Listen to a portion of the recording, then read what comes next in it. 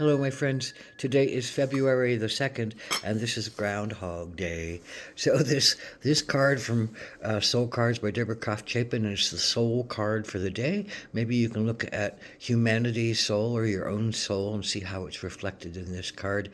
Um, so what is this card saying to me? Well, it looks very appropriate for Groundhog's Day, coming out of one's earth, coming out of one's earth, coming up into sprouting, the groundhog coming out up to look for its shadow to see whether it needs to go back into the earth for 6 months, 6 more weeks, or if it come out and can play in the light of day.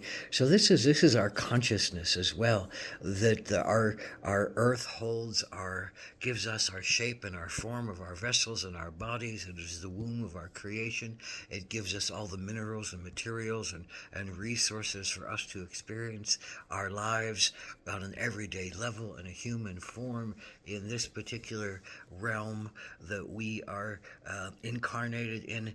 But we're always blossoming, we're always reaching, we're always growing up and reaching, going toward the sun, reaching toward the light, reaching toward the consciousness, coming from the closeness and the darkness and the fertility of all that's possible in the earth, and reaching up and growing into the purest potential of authenticity and connection and joy.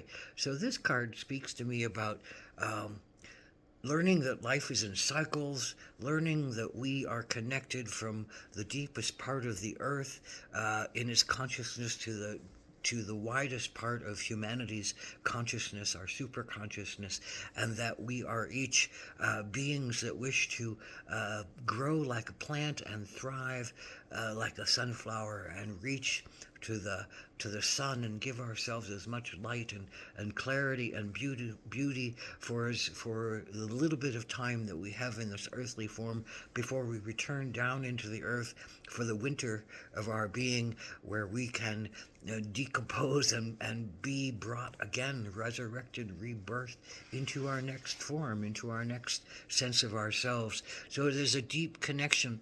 This to me says, be at peace, trust in the eternity of things, trust in the fluidity of things, trust in your beingness as part of, your growth toward enlightenment and consciousness, and give yourself rest when you need it. Give yourself the will to move into your light when you are ready and it is time. Give yourself the grace to accept that you will get what you need in the time that you need it, at the pace you will need it, in the place that you need it. Aho.